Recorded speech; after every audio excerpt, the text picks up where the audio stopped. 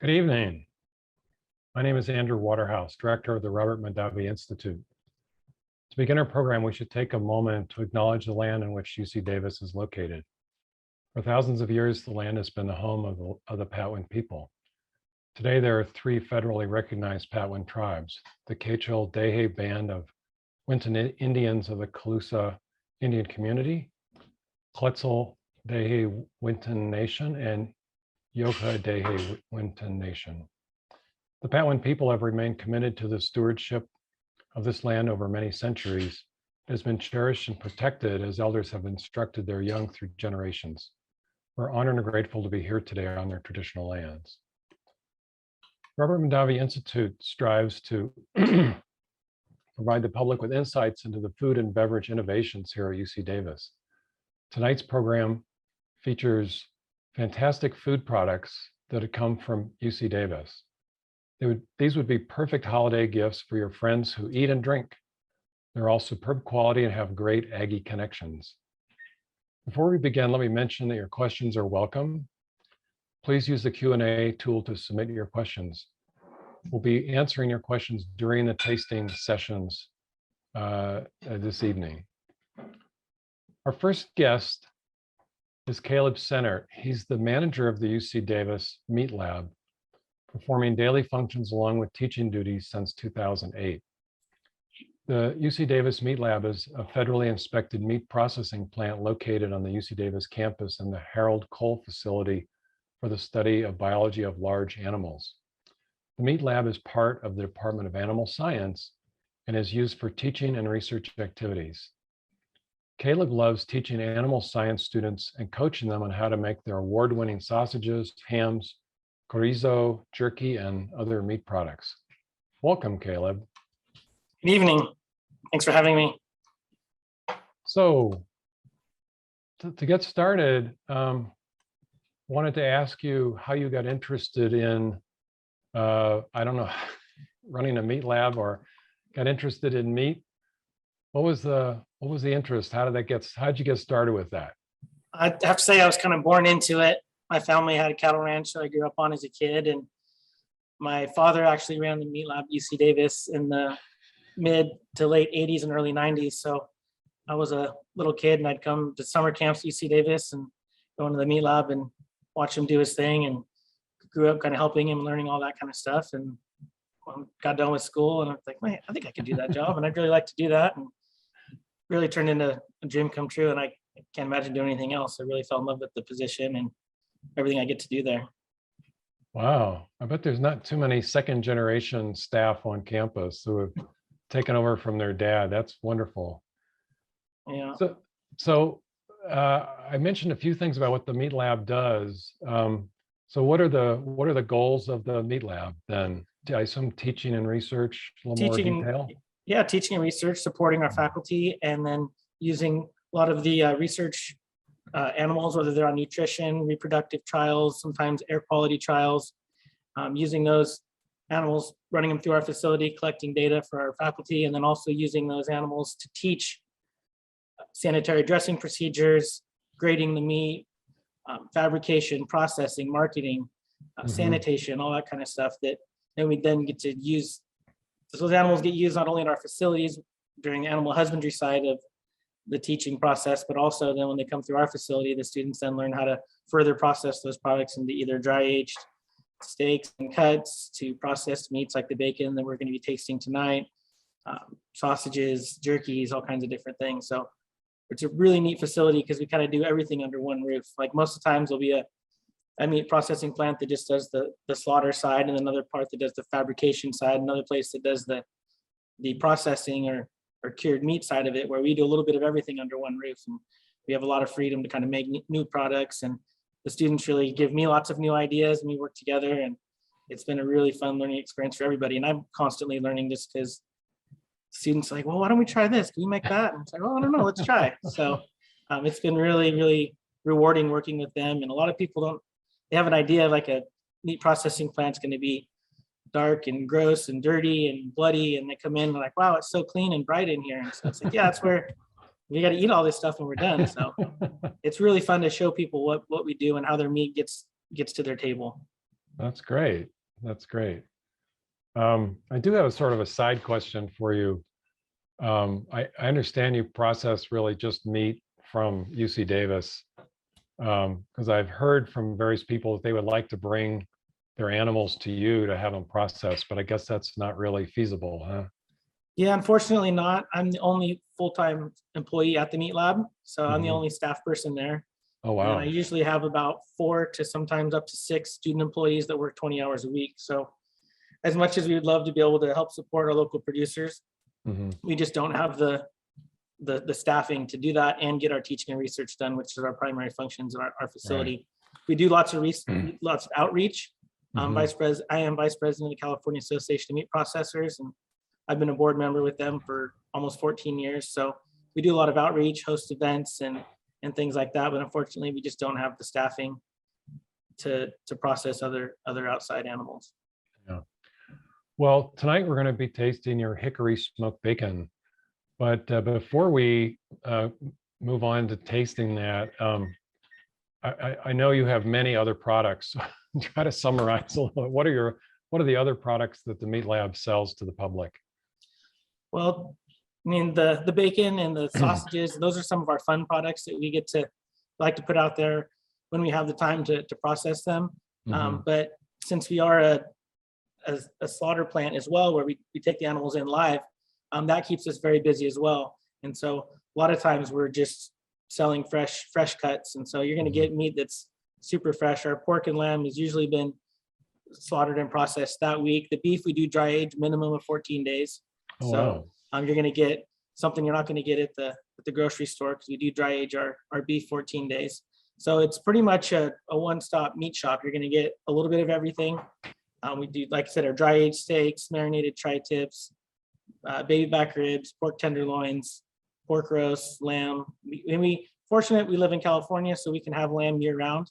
Work really close with our sheep barn manager, and we keep our lamb coming in year round. And so that's one of our really popular items. And so that's really, really good. And so you can get pretty much everything you get at a grocery store. It's all packaged and prepared by animal science undergrad students, whether they're taking some of the courses and it's lab work when they're processing and fabricating and packaging some of this stuff. And then our retail sales are open Thursdays and Fridays, and those students are out there actually selling it and interacting with customers and everything else. So you can pretty much get everything you get at a grocery store. And then we also, like I said, we have link sausage and snack sticks and jerky and smoked pork chops and pastrami. And we're kind of fortunate. There's not a lot of stuff we can't do underneath our roof there at the meat lab. It's a small plant and we're limited in our staffing, but we do as much as we can. All right. Well, what is it? So for this bacon, I don't know if you have a sample there or not. I have a piece of bacon here. There you go. All right. So what's interesting about this specific bacon? Well, like I said, we only slaughter animals that come from UC Davis. And so we get all of our hogs from the swine center on campus, and they do a really, really good job of raising them out there, and they're nice and lean. So as you can see, the bacon isn't like a lot of the bacon you're going to see at the store. So I can get a good picture up there. You can see how there's not a lot of fat in it. There's just a couple little streaks down the middle. Like you got some lean here, a little bit of fat, lean here. It's very, very popular. We have to put up a sign that says 6 packs of bacon per customer, because sometimes customers will come in and just buy the whole row, and everybody behind them is like, "Hey, I don't want bacon." So, so we've limited it to 6 packs per customer. But everybody really likes it because it's kind of old-fashioned bacon. It's hickory smoked. You can taste that smoke flavor on it. We slice it a little thicker than the stuff you're going to get at the grocery store, and it's a lot leaner. The bacon, this isn't like the bacon you get at the grocery stores. You can have a little more fat, and the strips are thinner and longer. It's good if you're going to wrap it around asparagus or something like that. This is like BLT. My friends and I joke when we go camping, we make cheesy bacon tacos as midnight snacks sometimes. It's kind of like a funny treat and snack we make sometimes when we get hungry late at night or whatever. So they're thick, and then we even do extra thick bacon, and we call those bacon steaks, and they'll be like a 1/4 inch thick. And so it's just, I don't know, everybody really, really likes it. And I thought this would be a good product to kind of showcase, because I just like really enjoy it, and everybody always is just raving about it. And I figured it'd be something that people could put in all kinds of different dishes, and it'd be kind of fun to interact with people on here and see what they were doing with it. Right. Well, we have a couple questions. One of them is, where exactly are you located? Is your product is only available at your location? Yep, we are in the Harold Coal facility across from Meyer Hall, right next to the horse barn. So we're on the corner of LaRue and Bioletti Way, right on Central Campus. We're super fortunate.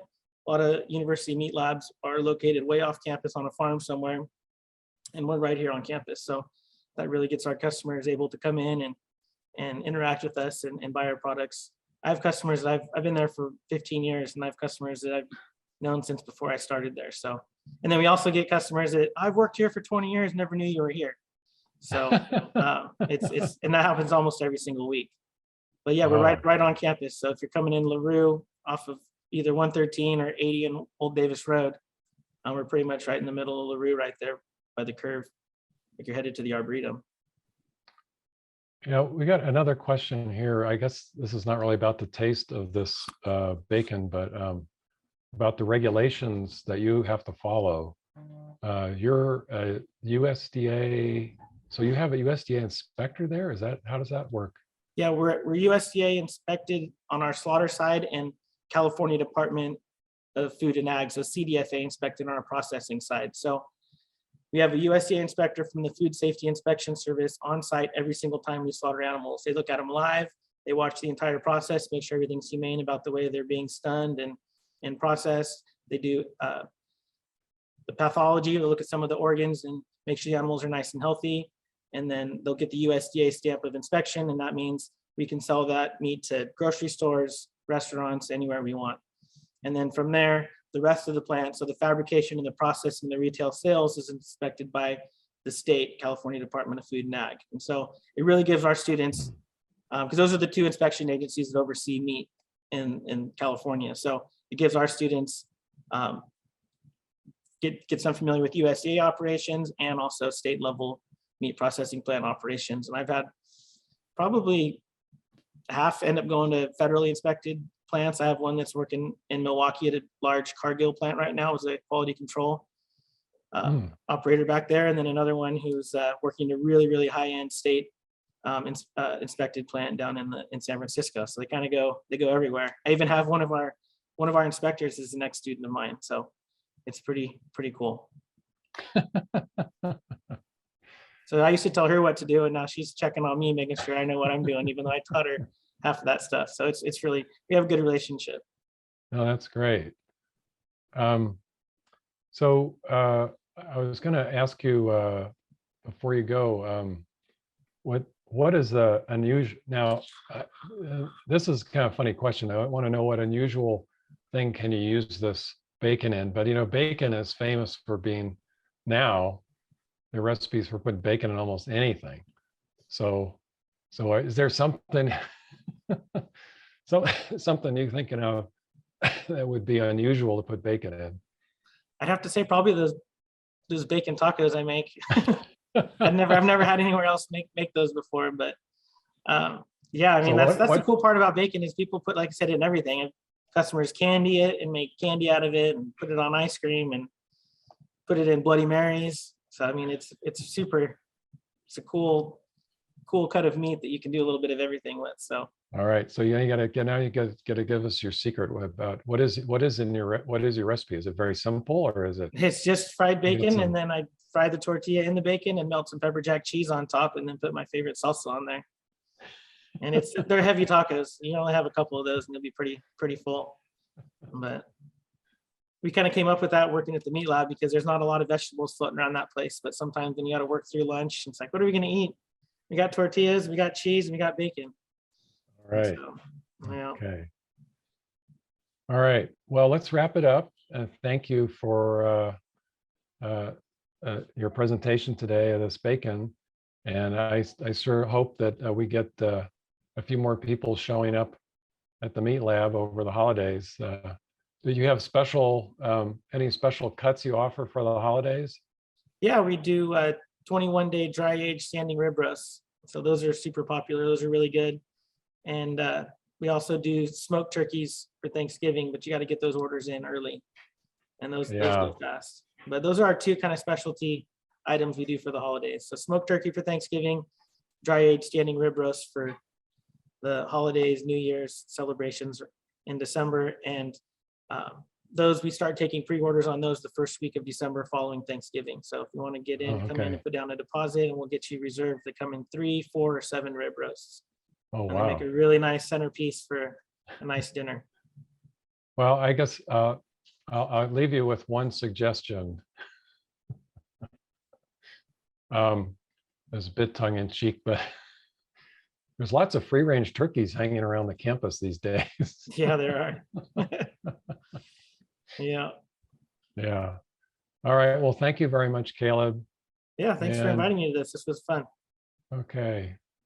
We'll move on to Javier Fernandez Salvador. So Javier is the director of the UC Davis Olive Center. He oversees education outreach, products, and strategy. He served as an assistant professor in the Extension Service of Oregon State University, where he led a multidisciplinary team investigating olive propagation, cold hardiness, and fruit production. He has extensive experience in developing research strategies with growers and processors in many crops. He's fluent in Spanish in the final stages of receiving a PhD from OSU. Welcome, Javier. How are you doing today? Hi, Andy. How's everything going? Good, good. Glad to be here. Great. Well, let me ask you about how you got interested in olives. Olives. Yeah, I think it's a little bit of it's a short story, but there were quite a few growers while I was working with horticultural crops as part of my position and mostly small farms in Oregon. There were quite a few growers interested in trying this new crop. And Oregon, of course, presents multiple challenges, including the cold winters where trees can die. Wow. And I just wanted to try something different. I worked with berries all my life, and I thought I would try a tree crop. And once you get hooked with olives, you can't get out. Oh, all right. So you got drafted into olives, and now you can't escape. You cannot. Cannot escape. Yeah. So, what are the general goals of the Olive Center? So the Olive Center, we have three main goals, and one is provide education and disseminate all of the information for that the different researchers that work with olive crops here in the state of California as part of either extension or the campus produce on the research projects. And then two is, of course, collaborating with research and being a liaison between the industry, assisting them with the priorities, and then helping making that happen, that connection happen with the different researchers. And then three, of course, support the industry in anything else that they need. And the industry is not only oil. A lot of people sometimes think that we just work with oil olives, but we also work with the table olive industry. And we serve both of them. And the center plays a fundamental role in this. And what some of the things that we want to explore in the future include education and direct education on our own orchard, where we produce the oils that we will be trying tonight with the students. Oh, you mean UC Davis students will learn about growing olive trees? Is that what you're talking about? Exactly. We're looking at getting industry support for us to develop a training/internship program in the future, where the students can come spend a time of around 6 months managing and doing research at different orchards, so that they, once they graduate or once they're done with their internship, can go work for industry and help the need of more specialists needed that the industry requires. That sounds very interesting. Seems like one thing that would complement that, but it's very complicated, is creating a course on campus on olive production. And yeah, that would be great. I think that's another thing that we're exploring for the future.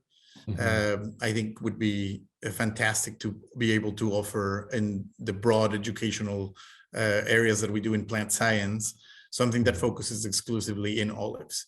And not only in the aspects of production in the field, but also the milling and maybe the marketing. So a complete course with different specialists that might be a really good option for students to take. Wow. Well, let's see. So today we're going to be tasting the Wolfskill extra virgin olive oil. Is that correct? Yes, indeed. All so, right. Wait. Go ahead. So before we taste that, I want to jump in here and say and ask you, what other products do you have? I know you have a special one coming up soon. Oh, yes. So first, let me show you the current offering that we have. This is our a gift box that includes the 3 different oils that we produce every year. They've been produced for quite a few years now. And that includes the Wolfskill Reserve, which is the one that we're going to taste today. Our Gun Rock, which is the mascot, right? And then our roasted garlic oil, which is one of the favorites. Some people just call it a garlic bread in a bottle. And then, of course, this is what I really wanted to showcase today, is our brand new Olio Nuovo. This product was milled about a week and a half ago, maybe 2 weeks ago, and it just bottled about 2 days ago. So it's as fresh as it gets. And this Saturday, if you are in Davis or if you are in the vicinity, please come on over. We're going to, it is the day where we're going to have our olive oil festival with multiple activities. Go to the Olive Center's website, and you'll find all the details and registration. We're going to do a gardening class for people that want to have their backyard trees. And we're going to run a special where if you buy 3 bottles, you will get a free tree courtesy of one of our nursery collaborators. And we're going to have a tasting, a food pairing. We're going to have a tasting in the downtown bookstore. And then there's a self-guided through the tour through the Arboretum to start at the bookstore and then end up at the Robert Mondavi Institute, where we're going to have our tasting and our other events. So you are invited. Please come and join us this Saturday for this great event that we're working on. Okay, so this is at the campus bookstore or the downtown bookstore? Where do people go?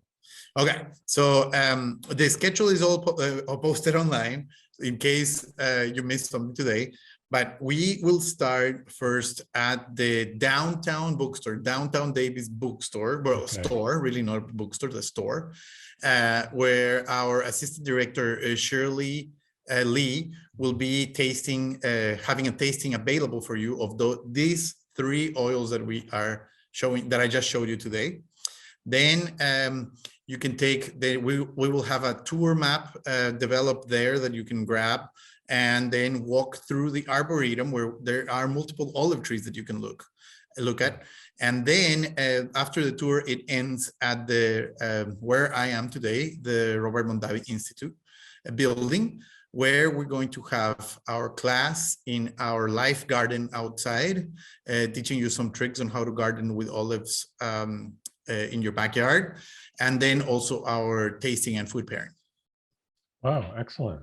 All right. Okay. So now let's go and taste the olive oil. Great, wonderful. So just a quick review. If you are avid what do you call it, follower of the Sips and Bites, you might have seen me earlier this year when we went over the process of tasting.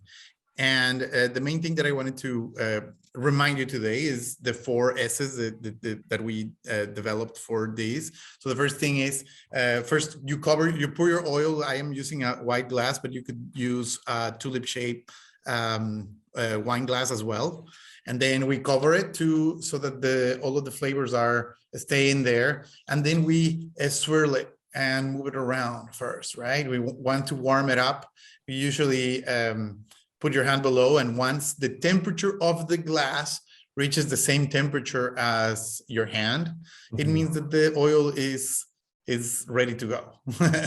Then the next thing is the second S. You're going to sniff, and what you're trying to get here are the main aromas that and you can find multiple tutorials online. Actually, we're working on our own on the different aromas that are available for olive oils, and then you can sniff 1 or multiple times, and you're going to find the aromas that fit your oil. In this case, it's very interesting because I've been tasting this oil since I arrived at UC Davis, and it's evolved over time. And this is an important thing to mention. Olive oils are not like wine. They do not like to be stored. The fresher you consume is the better. Is the most recommended.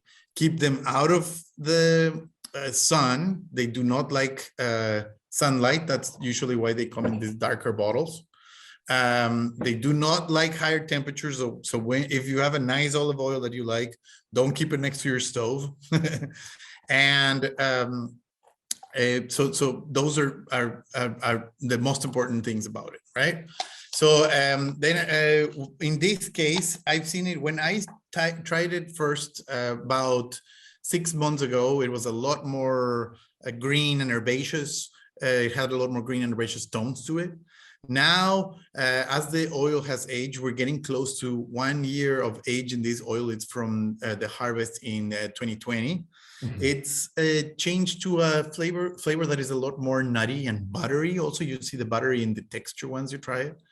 And it's starting as not that is a bad thing. These oils should stay well for a few more months, but it's starting to see that decay process. Once you open a bottle, consume it as fast as possible. It's incredible because at first, when I started my learning of olives, I used to have a bottle maybe would last a whole year.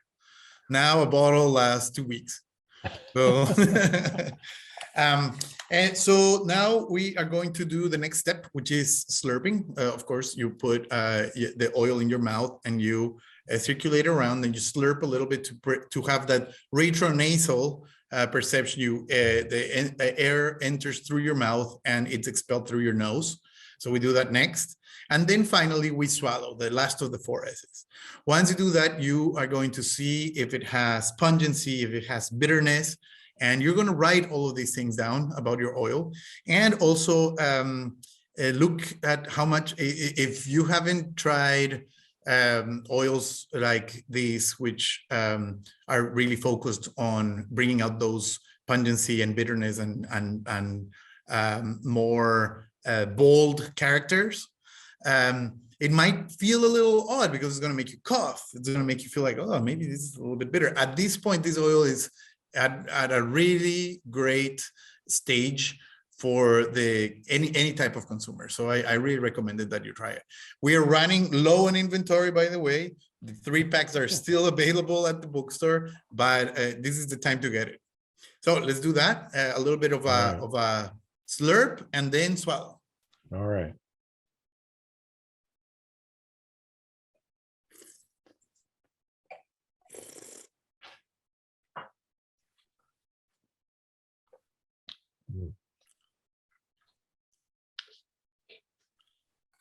Yeah, it's not that pungent. Yeah, and it still has that kick at the end. Okay. We have one question here about tasting olive oil. This person says that they find just swallowing olive oil by itself tricky. Is it okay to taste olive oil with a piece of bread or something like that? You know, I think it's a fantastic question. When I started, it was a little bit too pungent for me. It was a little bit too astringent sometimes. It was a little bit too bitter, you know? So yes. And first, I didn't mention this because we don't have time, but you should have some bread, because when you're tasting multiple oils, you want to cleanse your palate, as well as a water bottle, you know? Okay. Olive oil, unlike wine, again, wine, Andy, you are familiar with this, of course, you consume by itself. No one really sits and consumes olive oil by itself. It's a complement for food, right? Right. But now, you know, every day is my morning ritual, I take a shot of olive oil. It's very healthy. Wow. Yeah, I really like it. And that's why the oil don't last. And one of the advantages is that the olive oil is one of the healthiest products out there. Oh, and yeah, demonstrated by multiple studies. It's a classical component of the Mediterranean diet and now of many multiple diets. So it's the best thing that you can do for health. All right. We have one other question. This really has to do with getting hold of the product. This person is saying, I'm from out of town. Who do I call in order to, how do I order the gift box that you just showed? Oh, you just go to, the nice thing is that all of this is available online. So you just go to either the center's website at ucdavisolivecenter.edu, .ucdavis.edu. And there is a section there which says product. Okay. Click on that and it'll redirect, well, it'll show you what the products that are available are, and it'll redirect you right away to the bookstore. Okay. Pay the price and they'll mail it over to you anywhere in the United States. I think there's maybe an extra charge if you're getting it mailed to Alaska or Hawaii. But yeah, it's available online and the bookstore will be glad to ship you the oil. All right. All right. Okay, so in wrapping up now, do you have a very unusual recipe that that you would recommend trying to our audience to try olive oil in something an unusual? Unusual. Okay, great. So it's not very at this point. 6 years ago, to me, it was unusual, but not anymore. So in Oregon, there was a creamery that we worked with. They produce, it's a famous ice cream now. It's called Salt and Straw, and they have chains, I think, even in California now. Very artisanal ice cream. They use, one of my growers have collaborated with them and did a ribbon olive oil with their vanilla ice cream. So now this is something that I try all the time. A lot of people don't like me to recommend this because we don't really, this is very healthy. We don't need people eating more ice cream. But you know, it's a guilty pleasure that you may have, you know. But the best for this is the olio nuovo. So what you do is you get a little bit of your ice cream, and you can either put drops of it and then mix it, or just put it on top directly. And then you want to use maybe some type of rock salt or really high quality sea salt, and just sprinkle it on top. And it's just an explosion of flavor in your mouth. Keep it very simple, because I could try all sorts of other recipes, but I thought we might as well do dessert today, right, Andy? Yeah, no, okay. So you just take your ice cream and you drip the olive oil on it. That's it. And then Yeah, some you can salt. drip in it, drips, and then mix it as you go, and then Okay. eat it. Or just get your ice cream bowl, and then just put some olive oil on top, and then sprinkle the salt on top. Oh, Oof, wow. it's delicious. Really? Scrumptious. All right. I'm going to have to try that. Thank you. Okay, so I do have one more question. Great. Let's do it. What flavor of ice cream do you recommend for this treat? Oh, vanilla. And you know, the ice cream industry might not like these too much, but I like the organic vanilla bean. It's a very pure ingredient. I would not recommend any ice creams that have like artificial vanilla flavors. Of course, you know, go with the purest that you can get. I like the white vanilla bean. There is multiple brands that make fantastic ice cream nowadays, and yeah, I think vanilla. Keep it simple. I saw a recipe the other day with chocolate. I have not tried that with chocolate ice cream, but Oh, wow. maybe something to try in the future. Okay. All right. Well, thank you very much. Thanks for the recipes, and thanks for the info about olive oil. I look forward to, I guess I'll have to start taking shots of olive oil in the morning. Thank you, Andy, and thank you, everyone. Please come over on Saturday. Don't miss our olive oil festival. All right. We'll see you there. Okay, take care. Okay. So our next guest is Amina Harris, but before we start the introduction, I just want to mention that if you plan to taste coffee with us, you've got to start now, boiling the water and so on. So by the time we get to Bill, you'll have coffee to taste. So, all right. So Amina, welcome. Are you there? I am. There you are. Just have to unmute myself because I forget sometimes that, you know, I'm never talking enough. Okay. So How you Amina, doing? good. So let me introduce you. Amina is the director of the Honey and Pollination Center at UC Davis.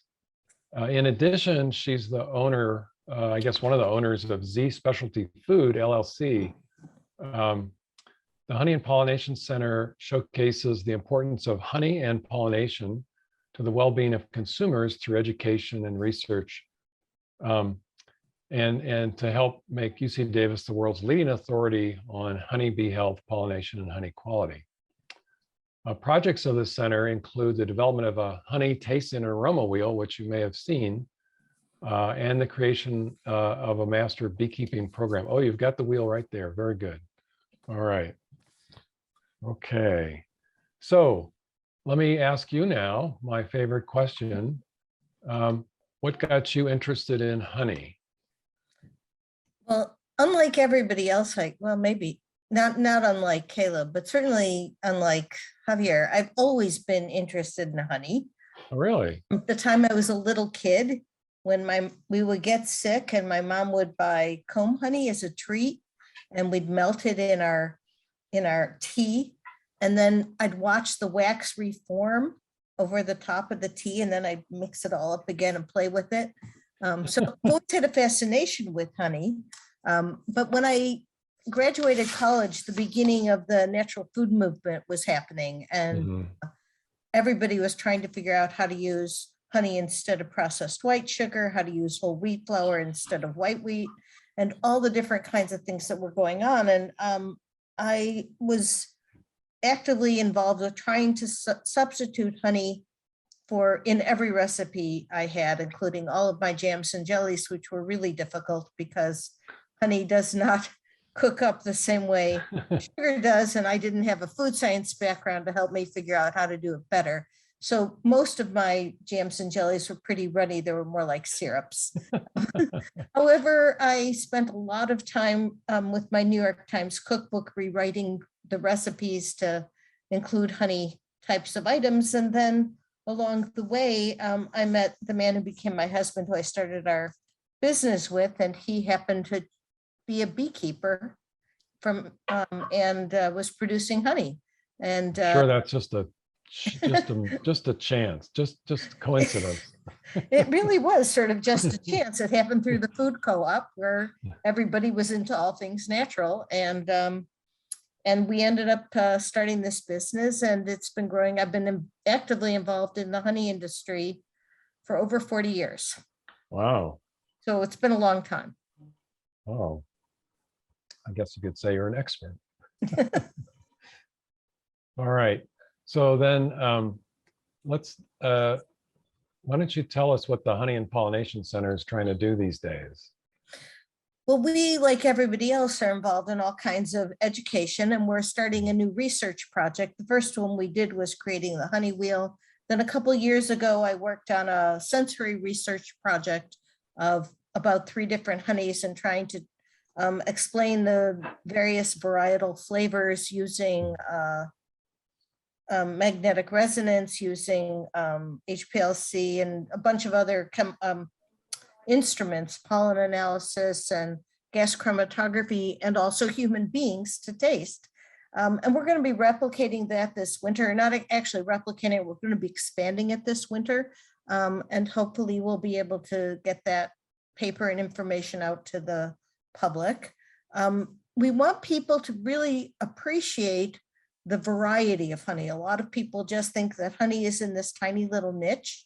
And when you look at the wheel and you see all these different words that are used to describe honey, it's not just sweet. It really has a huge, huge array of aroma and flavor versatility that I don't think we ever think about.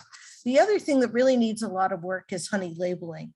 A lot of people don't believe, because of some stuff that's happened with imports and such, that the honey that's in the jar is purely honey and that it is the variety that it says it is. So part of my goal is to educate the consumer on how to select and find really great honey.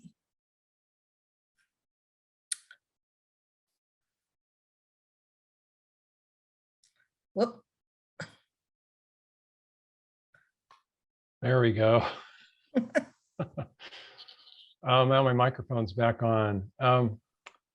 Let's see. Today we're tasting coriander honey, which I was very surprised to see that.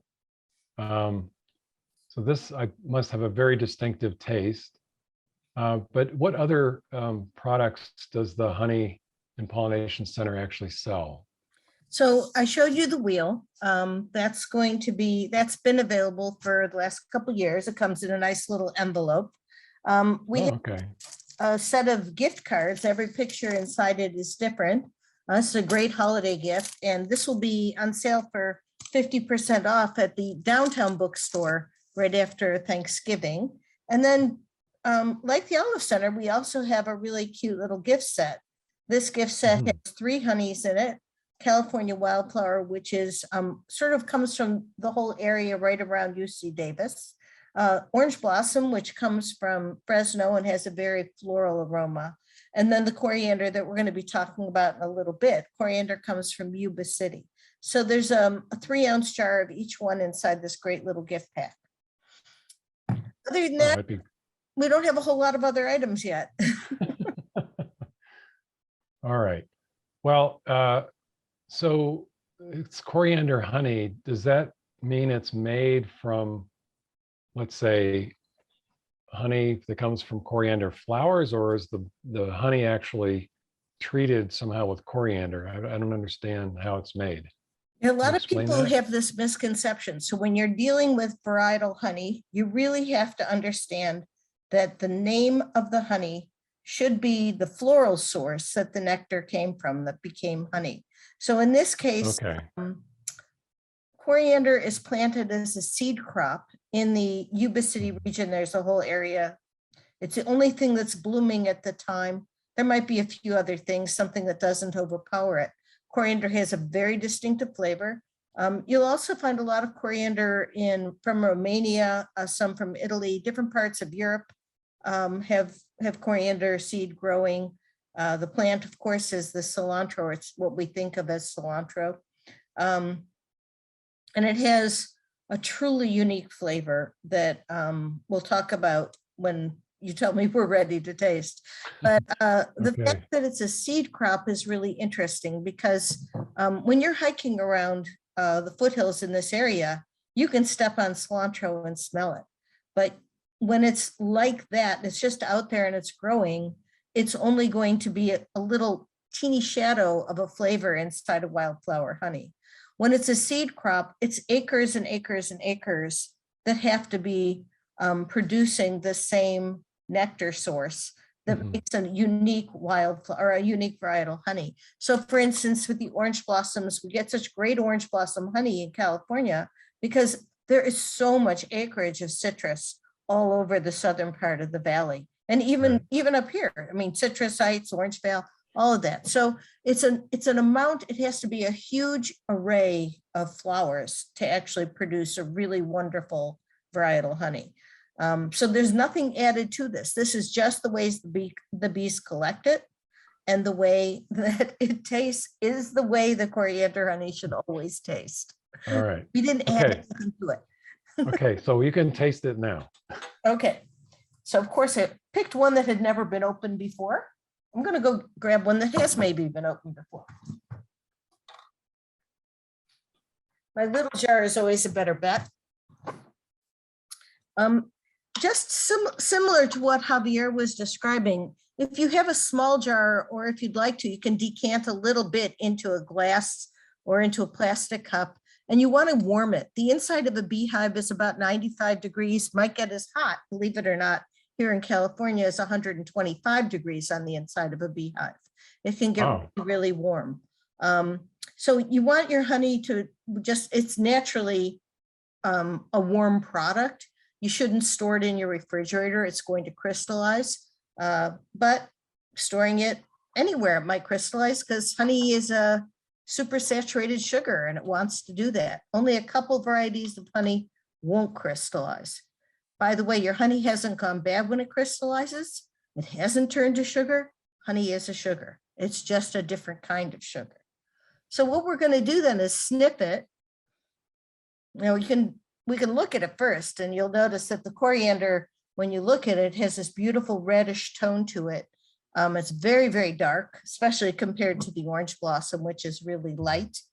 But when you smell it, you get this incredible series of aromas. Very, You're very, gonna smell very. cardamom, you're going to smell a little bit of cumin, you're going to smell a hint of anise, and maybe an underlying layer of chocolate. It's really a totally unusual honey. I call it a savory honey, and I like it because we wanted to put something together where you could make a rub for meat or for a barbecue, and this is the kind of honey you want to use. It's not overpoweringly sweet, so you wouldn't describe this honey as sweet to start with. Mhm. And after you smell it, just to release a little bit more aroma. You can stir it, smell it again, and see if something else comes up. And then you're going to take a small taste. And it's very similar to what Javier did again. You're going to put it in your mouth. You're going to get it all over your tongue. You're going to inhale through your mouth and then exhale out your nose to get the full aroma. All right.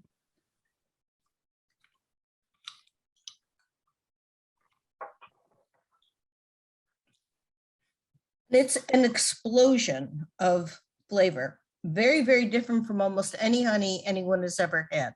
When someone tells me honey is too sweet for them, I direct them to coriander honey because it's sweet, but it's not cloying. It's not intense that way. What you get is all of this stuff going on inside your mouth, and it's really exciting and unique. So I can definitely confirm that this honey is not like any honey I've ever tasted. In fact, I would say that there is a honey taste in there, but it's almost like an undertone. Like after I got it in my mouth for, several seconds, I was, oh yeah, it does taste like honey. And are you picking up those hints of anise? Oh man. Yeah. There's so many different things in here. It's amazing. It's a terrific honey. It's become one of my real staples. So one of the things I have started doing is actually I leave a jar next to my stovetop because I find that whenever I'm cooking anything with tomatoes and it gets real acidic, that I like to, instead of adding sugar to cut the acid, I add a little bit of coriander honey, and I mean a little bit, a half teaspoon, and Wow. just cuts it. But then the flavor of the coriander infuses throughout the product. And so I'll end up with a chili that is no longer real acidic and just has this new depth of flavor that's very exciting and unique to me. Wow. So let's see. Actually, we're running a little over. But so let's see. We do have one quick question. How long can you keep honey? So I've heard it does not ever expire. That's a good question. People are always encouraged to put an expiration, or packers are encouraged to put expiration dates on their honey. Legally, I suppose we're forced to. But the fact is, honey doesn't go bad, but it will lose its unique flavor characteristic over time. It'll stay sweet. Honey has actually been found in the tombs of Egypt, and it's still come on. full and good. People are always surprised by that. But it isn't going to be as wonderful as it was when it was first put in the tombs. So your honey won't go bad, but unless water gets into it. And if water gets into it, any kind of moisture, the irony about honey is that when bees collect the nectar, it's about 80% moisture. And then they fan out, or through various processes, they actually extract almost 50% of the moisture, and then they fan out the rest of the moisture by waving their wings at the nectar, and eventually it matures into honey. And honey can be stored for an unlimited amount of time in the beehive. So it's the addition of water that begins to make a process of fermentation, which is sort of how we end up with mead, the alcoholic beverage from honey. You essentially add back that same amount of honey of water you took out to start to make the alcohol. So it's kind of an interesting turnaround. So if you don't add any water to your honey, if no water drips in there, your honey should pretty much live forever. All right. Okay. And on our way out, then do you have any unusual recipe that you want to mention, use honey in, or this specific honey? I don't know. Well, for an unusual recipe, I was thinking about it, and I realized the recipe itself is not unusual, but its application is. There's been a wave of interest in making cocktails with honey. Oh. And one of the ways you do this is you start by making a simple syrup. Usually simple syrups are sugar. They're 50% sugar, 50% water. You can do the same sort of thing with honey, but you want to use less honey. So you might use to get a cup of finished liquid, you might use 1/3 of a cup of honey and 2/3 of a cup of water. And Oh, I okay. like to use it in things like an old fashioned and really bump it up a little bit, or a Sazerac, something that's already sort of a sweet cocktail. It's you can do all kinds of crazy things with it. And I really like that application. Makes it fun. Okay, well, that sounds great. And I know my son is very interested in cocktails, and this will be a great trick. I'll tell him about it. Okay, well, thank you very much, Amina. We'll move Thank on you. to, okay, we'll be moving on to our last segment with Professor Bill Ristenpart. Bill leads a research group focused on understanding complex transport phenomena in a variety of important applications. Recent research topics include the behavior of colloids near electrodes, charge transfer into emulsified water droplets in high voltage fields. I hope we're not going to have time to have you explain all this, Bill. The behavior of red blood cells and constrictions, etc. But Professor Ristenpart is also passionate about coffee and became the founding director of the UC Davis Coffee Center, a multidisciplinary research and education effort focused on advancing coffee science. Welcome, Bill.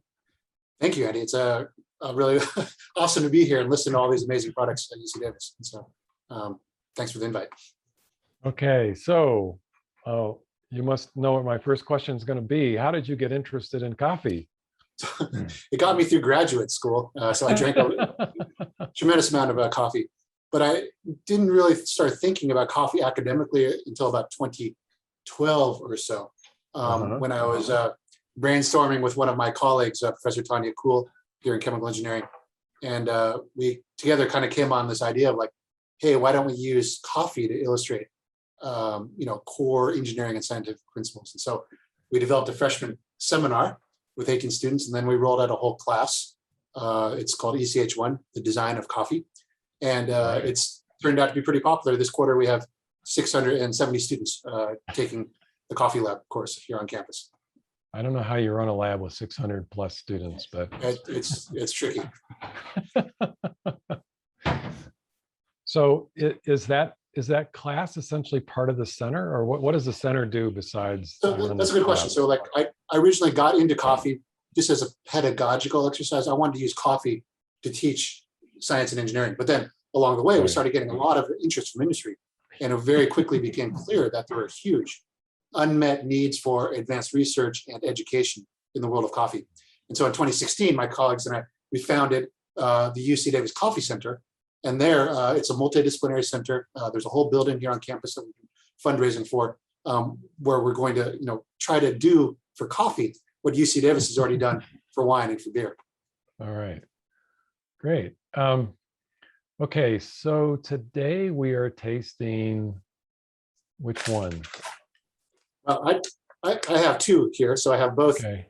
Aggie Blend and Aggie Bold. And so these are coffee beans that are roasted right here on campus in our pilot coffee roastery at the Coffee Center building, roasted by Juliet Hahn, who is our head roaster with student assistants. And so coffee, unlike the other food products, is a little more complicated.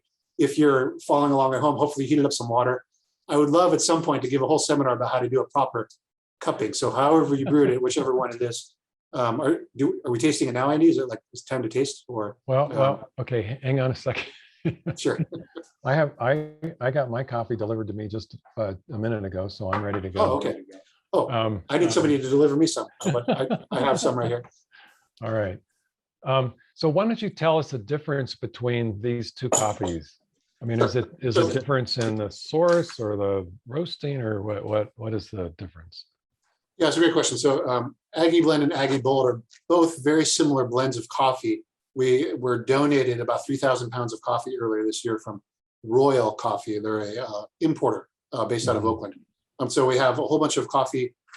It's a blend of coffees from around the world. So a large fraction of it is from Uganda. We also have beans blended in here from one of our alumni, a guy named Edwin Rizzo, who's a strong supporter of the Coffee Center. He has some farms in Nicaragua. So there's some Nicaragua. Oh, really? Oh, yeah, wow. and so the difference between these So Aggie Blend is our medium roast. Aggie Bold is our dark roast. And so okay. if you open them up, if you happen to have both in front of you, you can open up the bags and smell, and you'll smell immediately, or at least I do. I smell an immediate difference between the medium and the dark roast. All right. And you can just get kind of more dark, roasty notes from the dark roast right away, whereas the medium roast is has kind of more sweet notes, if that makes sense. Yeah. And so this is it for now. You just have these two products. Is that right? This is what we have right now. So, and Right. they're both available at the UC Davis bookstore on campus or Okay. the UC Davis gift store downtown. So that's where we're Okay. selling it. And like okay. when you buy it, it helps support undergraduate and grad student research here, focused Right. on coffee. So That's great. And so as with the other products, then if someone wants to order them online, they can contact the bookstore, right? And order that, right? same place you buy sweatshirts or honey, you can also buy coffee. So it's right there. Just if you search for Aggie Blend or Aggie Bold, you'll find it. Okay. Well, you keep talking about this when I talk to you, keep talking about this, the right way to taste coffee. So maybe you could spend a few minutes on this cupping thing, whatever that Sure. is about. Yeah. So in the world of coffee, people Okay. who taste coffee professionally, they're called cuppers. Really? And so there's a whole methodology about that. And so usually the way you do it is you take a certain amount of coffee grounds, put it into a cup kind of shaped like this, add a certain amount of water, wait a certain amount of time, about 4 minutes, and then you use the spoon to scrape the coffee grounds out of the way and smell. Then you wait another 7 to 8 minutes, and then you use the spoon and you take a little spoonful and then you slurp it. And so I'll illustrate. So here's a spoonful. So, and you're supposed to slurp. You're supposed to make a really loud noise. And that's not just for fun. It actually aspirates the droplets, coats as much of your taste buds as possible, maximizes the surface area to volume ratio so you get as much volatilization of the aroma molecules, both in your mouth and in the retronasal passageway. And like people in the coffee industry, they compete on how loud a slurp. So it's kind of a thing. So if you're at home and if you have a spoon, you can practice that, making a little slurping noise. And it's that's the professional way of cupping coffee. So this sounds like an engineering problem, trying to aspirate. I'm No, an this is- engineer, so I this is- make everything engineering. Yeah. This is what got you interested. You want to understand this aspiration process. Wow. Okay, so you want to make noise when you slurp but you don't separate. You literally put the water in the cup with the ground coffee, and then it just sits there. You don't separate it out like. I mean, most You people. do. When So my cup's not quite full, but like imagine there's a bunch of coffee grounds that float to the top. At the Right, 4 minute right. mark, traditionally what you do is you take the spoon, and it's called breaking the crust because you have a crust of coffee grounds float on top, and like you smell as you break that crust, and then you take the spoon and scoop off all the floating coffee grounds. And meanwhile, there's other coffee grounds that sunk down the bottom. And so the reason they use this methodology is that oftentimes you're cupping at origin, like out in the middle of nowhere in Uganda or Nicaragua. And so you don't want to introduce, differences in how you're preparing the coffee based on different filtration methods or whatever. And so it's just a worldwide, very traditional method of just hot water and coffee grounds. But so then obviously the amount of ground coffee that goes into the cup has got to be standardized, right? It is, yeah. And so, for the example, amount the of Specialty water. Coffee Association promulgates standards. They have like pretty precise things on the size of the cup and exactly what temperature water to use, what water chemistry to use. And so people who do this for a living are very serious about all those requirements. Wow. Okay. Wine tasters don't have. Well, we have our own thing, but I don't know. So I don't want to be controversial, but I think it's actually much harder to taste coffee rigorously because in wine you get to open the bottle, then you wait, and then you can taste. In coffee, it's much more dynamic. The temperature is cooling down. You got to remove some of the coffee grounds. So there's a lot more room for error and like a lot more complexity, I think, associated with that procedure. So in my experience, the only coffee I think that people commonly drink well, I guess cowboys made pan coffee, but anyway, is Turkish coffee, I think is left, the grounds are left in the container, right? You just decant into a cup, as I recall. Is that correct? Or Yeah, so you mentioned cowboy coffee, which is full immersion boiling. right? There is Turkish or Arabic style coffee where actually you don't decant, you just drink the coffee on top and the sludge is on the bottom. And so those cupping is very much like that, but you don't use such a fine grind for cupping for the official procedure. And I should mention for the audience that like when you're doing all this, when you're trying to slurp as loud as possible and taste the coffee and smell the aromas, what you're really looking for in the world of specialty coffee is all these amazing flavors that can be present in black coffee. So citrus, different berry notes, vanilla, chocolate. I had last week, I had an amazing so-called natural or dry processed coffee from Ethiopia that had tremendous strawberry notes. I mean, just amazing strawberry notes. And so all these kind of specialty flavors that you hear about in wine, coffee also has that, and just plain black coffee, right? And so that's kind of the holy grail of specialty coffee, is to have naturally sweet, very fruity, amazingly, just vibrant coffees that have these specialty flavors.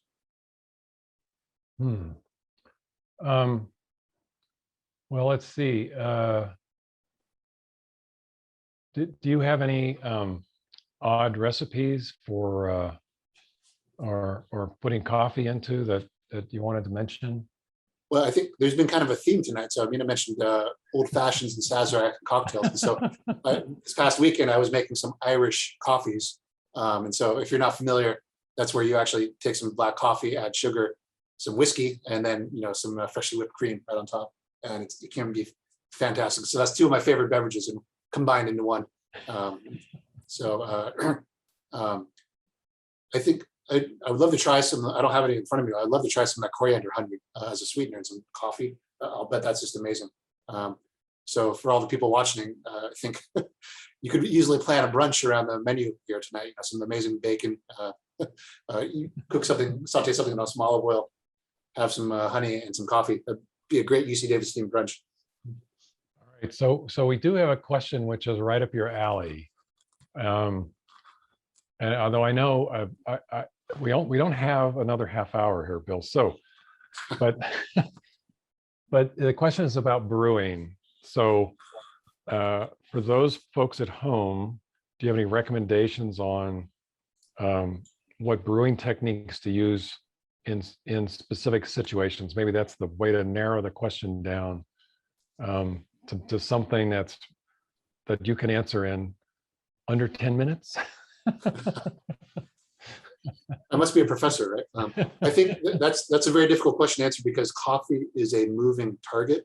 And so, you buy the same beans even from the same farm and roast them the same way, they're not necessarily going to taste the same. And so you really need to optimize the brewing technique with the flavor profile of the beans that you have.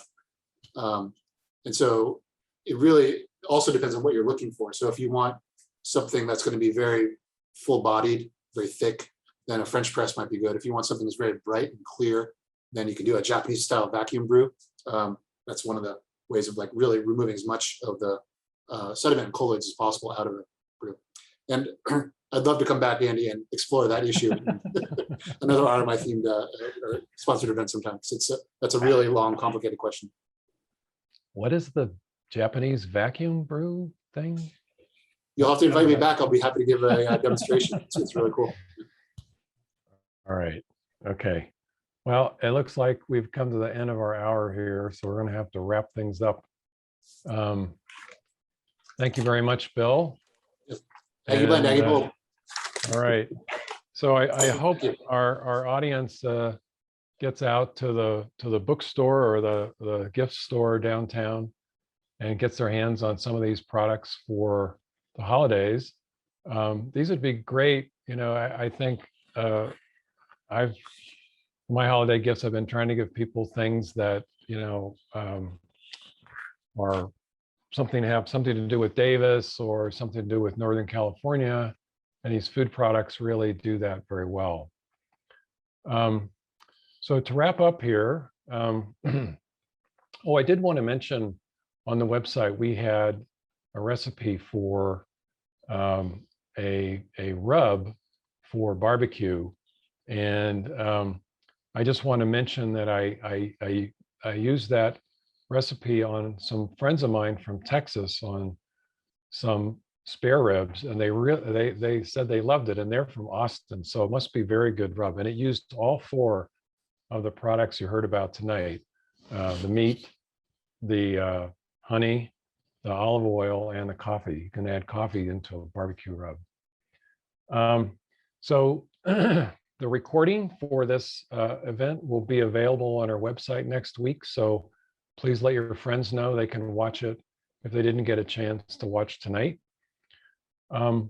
We have a tea program, Sips and Bites tea program coming up in December on some very special artisanal teas. You can order the teas, look on our website, and they'll be shipped to you so you can make the tea and taste with our guests during the event. In general, you can stay in touch with what we're doing here at the RMI by being on our mailing list or by following us on social media. You can keep up to date with things that are happening here. And finally, I'd like to thank our RMI Friends program. Their friends help support these events, and I'd welcome you to join them in supporting these important public programs. And on your way out, we would welcome your comments on our survey, and thank you very much and good night.